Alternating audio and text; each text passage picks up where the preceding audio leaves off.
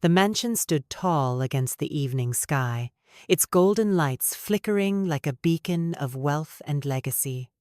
A world Lucy Harlow had once belonged to. Or at least, she had tried to. She stepped out of the car, her heels clicking against the stone driveway. A deep breath in. The air was crisp, laced with the faint scent of expensive cigars and freshly poured wine. The air of power. She shouldn't have come. But here she was back in the lion's den. Inside, laughter echoed, glasses clinked, and conversations hummed with the ease of people who had never tasted failure. Lucy walked through the grand entrance, past the marble columns, past the rows of neatly arranged coats, until her eyes landed on something that made her breath hitch. A reception desk stood before her, elegant and pristine, with a row of name tags meticulously arranged. She scanned them quickly. Uncle Mark, Cousin Rachel, Neighbor Tom. Then her hand stilled. Lucy, the family disappointment. Her blood ran cold. The words, typed in crisp, formal font, sat there unmoved, unashamed, as if her humiliation was nothing more than a party detail. Lucy's fingers curled around the name tag, the plastic biting into her skin. She wasn't sure which feeling hit first rage, humiliation, or the crushing weight of familiarity. Behind her, a sharp burst of laughter rang out. Karen. Lucy didn't even have to turn to know that the woman was watching her, wineglass in hand, eyes glinting with amusement. A cruel smile, a carefully timed joke, a game Lucy was meant to lose. Karen always knew how to cut deep. Lucy's heart pounded not with fear, but anger. Tearing the name tag apart wouldn't change the past. Throwing a drink in Karen's face wouldn't erase the years of being ignored, dismissed, and replaced. She took a breath, then deliberately placed the name tag back on the desk, as if it meant nothing at all. But deep inside, she knew she had just let go of the last ounce of patience she had left. The ballroom was a portrait of elegance. A chandelier, draped in crystal, cast soft golden hues over the guests. The dinner table, lined with extravagant dishes, gleamed under candlelight.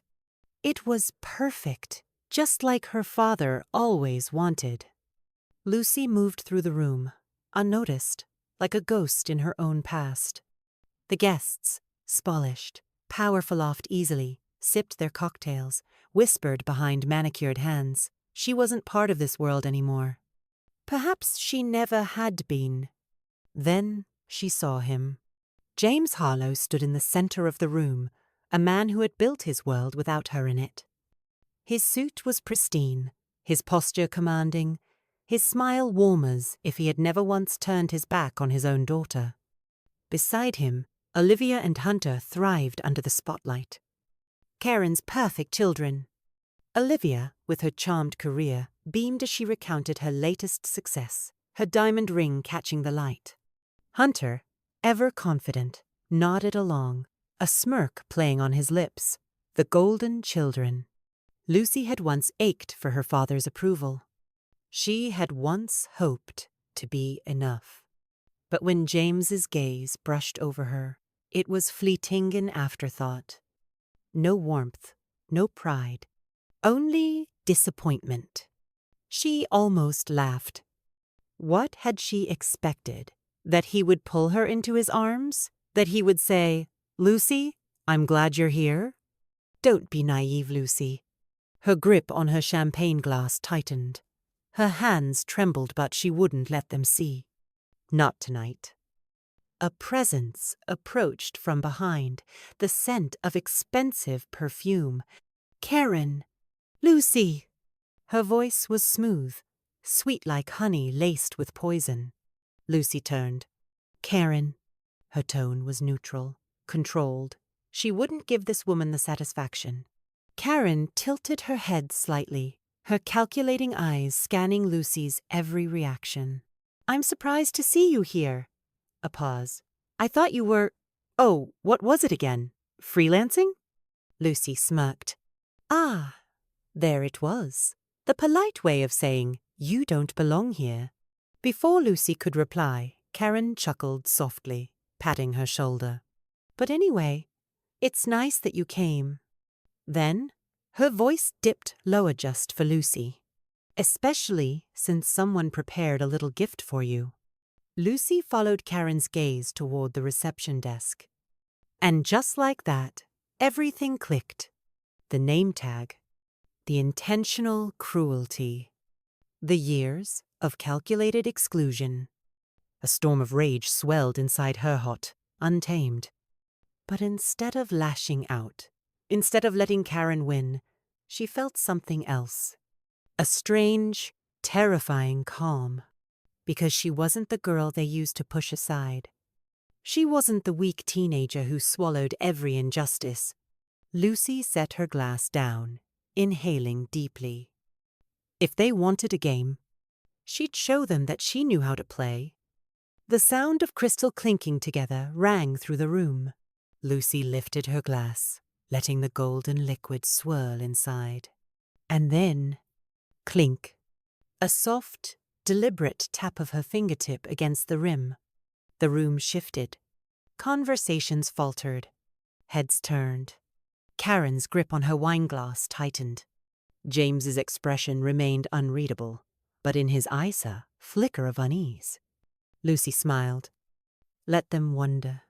She raised her glass slightly, her voice smooth, controlled, but edged with ice. Since we're all gathered here to celebrate, she let the silence stretch, let them anticipate.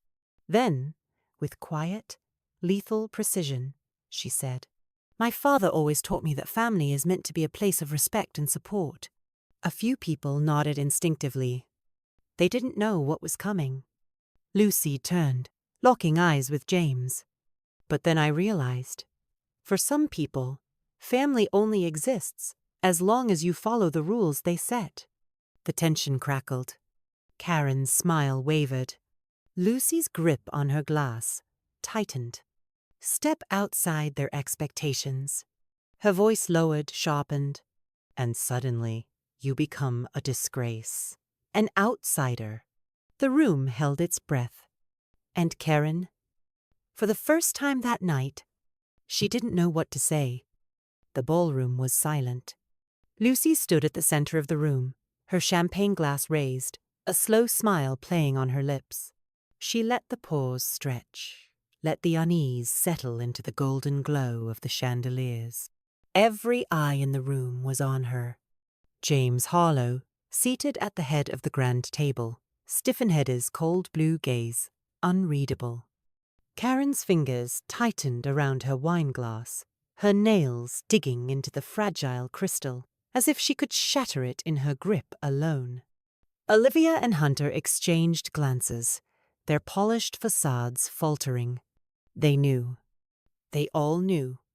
But none of them dared to speak first. Lucy took her time. She swirled the champagne in her glass, watching the bubbles rise to the surface, as if she had all the time in the world. Then, finally, she spoke. To family. Her voice was smooth, edged with something unreadable. A few hesitant guests lifted their glasses, unsure of whether this was a real toast or a trap. James narrowed his eyes, the muscles in his jaw flexing. Karen's smile was frozen in place, a perfect mask of social grace, but her eyes burned with calculation. Lucy lowered her glass just slightly, her gaze locking onto her father's. To the people who taught me what family really means. Silence. A faint murmur rippled through the crowd, barely perceptible but growing. Lucy tilted her head, watching as the carefully curated atmosphere of the evening began to shift. James cleared his throat, his deep voice smooth but strained. Lucy. A single word. A warning. A challenge. She just smiled. Oh, don't worry, Dad. She took a delicate sip of her champagne, savoring the moment. I wouldn't want to ruin your special night. Karen exhaled sharply, her tension momentarily easing. For a second, they thought she would let it go. They were wrong. Lucy stepped forward, moving through the crowd like a shadow. She felt the whispers follow her, soft but sharp, like knives slicing through silk. I thought she cut ties with them years ago. Why would she come back now? Did you hear what happened to her? I thought. She let them talk, let them wonder. At the far end of the room, Olivia was mid-sentence, laughing as she twirled the diamond ring on her finger till she noticed Lucy approaching. Her laughter died in her throat. Hunter, standing beside her, shifted uncomfortably but tried to mask it with a smirk. "Lucy," Olivia greeted, her voice perfectly polished. "I didn't think you'd make it." Lucy smiled. "Neither did I." Karen appeared at Olivia's side, her presence immediate, suffocating. "Lucy," she said smoothly, her voice syrupy sweet, but laced with venom. "Why don't you mingle? It's been so long since you've seen everyone." Lucy tilted her head, feigning curiosity. "Oh, you mean the people who pretend I don't exist until it's convenient?" Karen's smile flickered. "Really, dear? Must you be so dramatic?" Lucy's gaze drifted to the reception desk, where the name tag still sat mocking, waiting. She looked back at Karen, her smile widening. "You're right. Maybe I am being dramatic." Then, calmly, deliberately, she walked to the desk, picked up the name tag, and pinned it onto her dress. Gasps. A few guests exchanged shocked glances. Karen's face paled, her mask of control fracturing for just a moment. James, who had remained still this entire time, finally moved. "Lucy?" His voice cut through the air, low, controlled, dangerous. "But Lucy?" She just smiled. "Oh, don't mind me," she said lightly. "I'm just embracing my title." The weight of the moment settled over the room. Karen's fingers clenched at her sides. Olivia and Hunter stood frozen, their usual confidence crumbling in the face of something they couldn't control. "James?" For the first time in years she looked at her. Really looked at her. And in his gaze, for the briefest second, there was something that looked like fear. Lucy hadn't raised her voice. She hadn't caused a scene. And yet she had won this round. But she wasn't finished yet. Not even close. The night continued, but the energy in the room had changed. People whispered more cautiously. Karen's perfect posture was a little too stiff. James spoke in shorter, clipped sentences. Olivia laughed too loudly. Hunter drank too quickly. They were unraveling. And Lucy? She simply watched. She let them feel it, the weight of her presence, the knowledge that she wasn't afraid of them anymore, that she wasn't their disappointment, that she was something far more dangerous. For the first time in years, Lucy didn't feel like the outsider. She felt like the one in control. And that terrified them more than anything. What's Lucy's next move? Will she expose Karen's secrets? Will James finally crack? Stay tuned for the next part. Don't forget to like, share the video, and leave your comments in the comments section.